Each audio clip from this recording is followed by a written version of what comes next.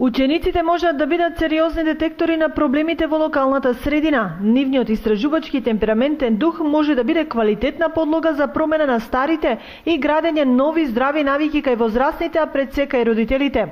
Учениците од основното училиште Кочо Рацин во Блатец втора година поред ја потврдуваат својата високо развиена екосвест, потикната пред се од природниот ресурс со кој располага оваа можеби најеколошко и најприродно место во Истокот.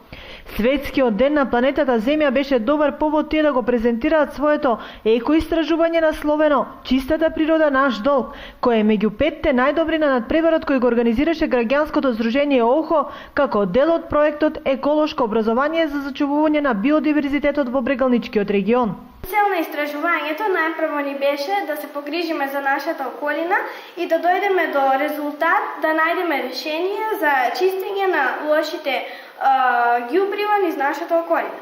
Овде можам да ги прочитам целите на истражувањата, да ги откриеме дивите депонии, да изнајдеме решение за нивно отклонување, да покажеме на каква природна местоположба е лоцирана депонијата, да изнесеме предлог мерки за нејзино дислоцирање, да истекнеме значење на нашата чиста планинска река, да побараме решение за зачувување на чистотата од најголемиот загадувач фекална канализација на местното население.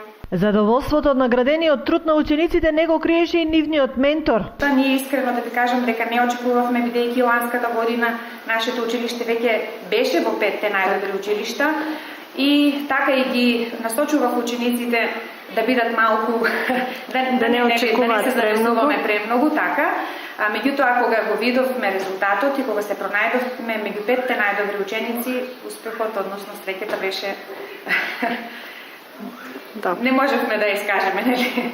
Макотрпната работа ќе биде и соодветно наградена. Наградата за нашето екоистражување е 4-дневен камп на планината Голак во Делчево, која што ја добивме благодарение на нашиот успех и на оно што се погриживме да го добиеме. Во рамките на проектот, учениците поделија и стотици флаери меѓу местното население, во кое беа испишани десетици пораки за зачувување на животната средина.